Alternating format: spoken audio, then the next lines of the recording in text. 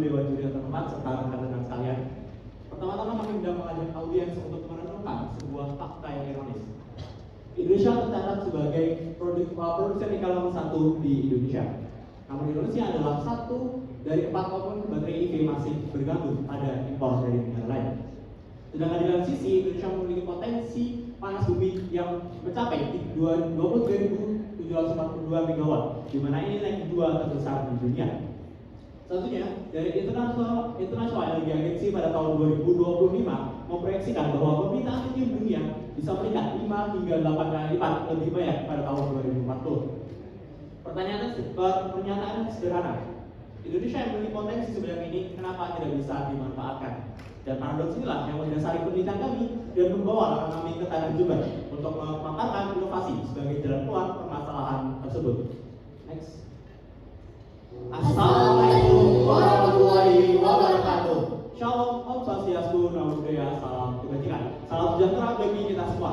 Bapak Ibu Dewan Juri yang terhormat, perkenalkan kami tim dari Universitas Negeri Yogyakarta yang bernamakan saya Alif Taufik Ramadhani dan saya Ahmad Ramadan dan saya Karina Darmawati. Dengan bangga silakan inovasi kami yang berjudul Ritex Geo, ekstraksi berbasis bright panas bumi untuk ekstraksi ekonomi hijau dan pemandangan industri baterai menuju Indonesia Emas 2045.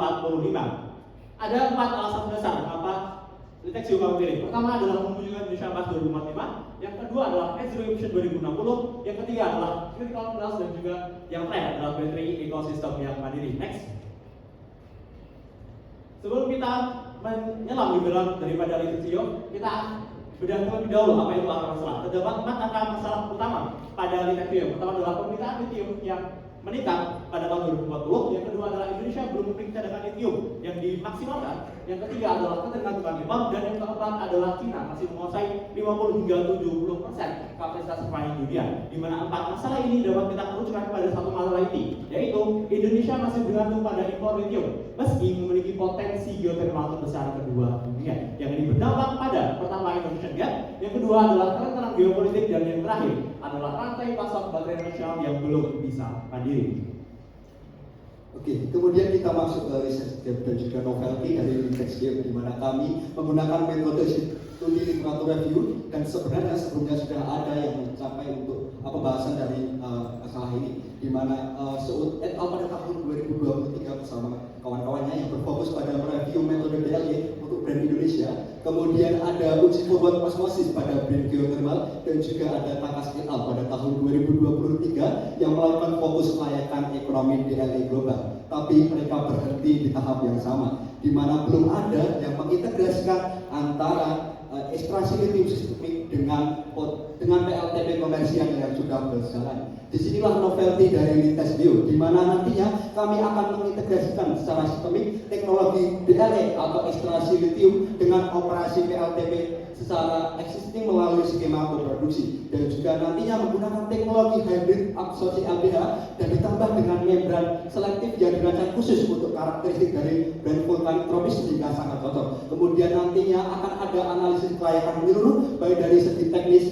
ekonomi, lingkungan, dan kebijakan secara sekaligus, sehingga harapannya outputnya adalah roadmap implementasi berkelanjutan pada tahun 2026 sampai 2045 menuju skala nasional. Jadi Ritex Geo bukan hanya sekedar kajian laboratorium yang berdiri sendiri. Next.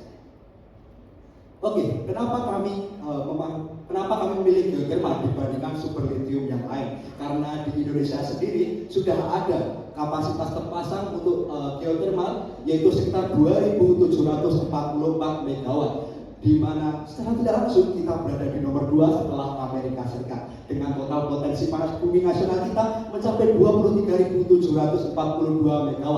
Dengan lapangan panas bumi prioritas kami yaitu ada Dieng, Sarula, Kamojang, Wayang Indo, dan juga Lumut Balai, di mana semuanya memiliki potensi yang sama untuk alternatif dari lithium itu sendiri. Kemudian kita lihat pada data, di mana Dieng yang memiliki kandungan konsentrasi lithium sekitar 88 ml per gramnya, yang dimana memang secara data kita masih di bawah threshold substansi dari Amerika Serikat, yaitu sekitar 200 sampai 400 ml per gramnya. Tapi karena temperatur dan salinitas tinggi yang ada pada brand vulkanik milik kita, secara tidak langsung saja itu akan meningkatkan efisiensi ekstraksi mencapai 94% dalam skala laboratorium. Next.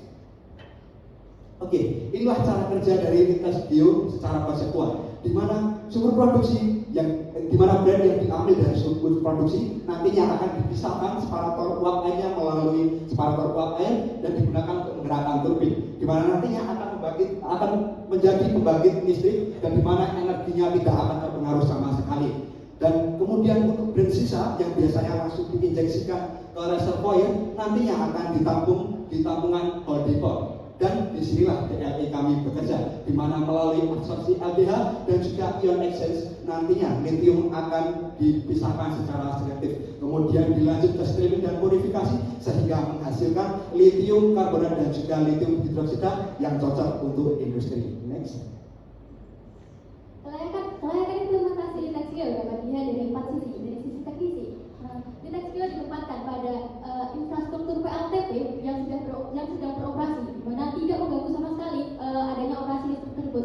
Secara ekonomi, biaya produksi kami proyeksikan sekitar $8,7 per kilogramnya, dibandingkan dengan kita mengimpor yaitu kurang lebih $20 per kilogramnya. Ini artinya kita menghemat sekitar 57% sendiri. Secara lingkungan, dan injeksi brand total ini terbukti menghasilkan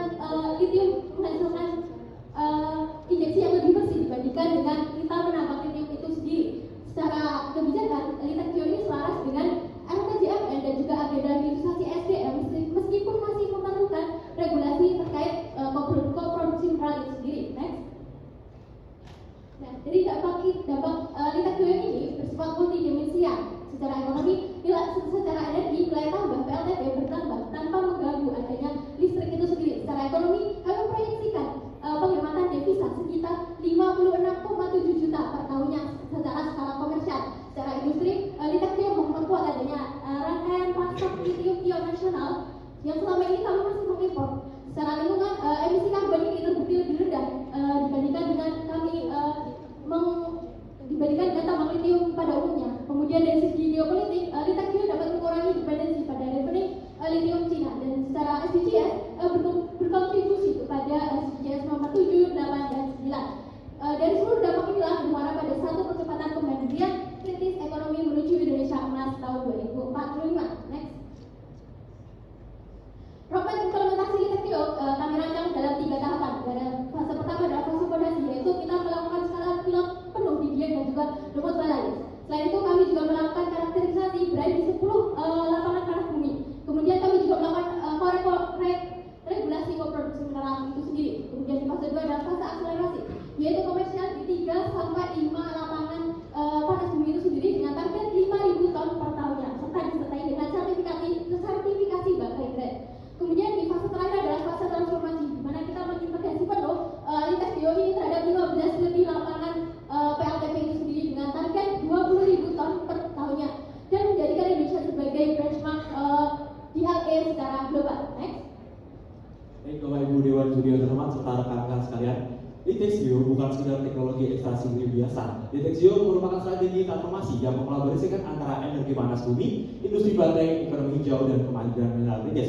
Dengan transformasi dan integrasi seperti Helix yang pas, kami yakin bersama Lintex Bio menuju Indonesia Emas 2045. Sekian pengumuman dari kami. Terima kasih dan wassalamualaikum warahmatullahi wabarakatuh.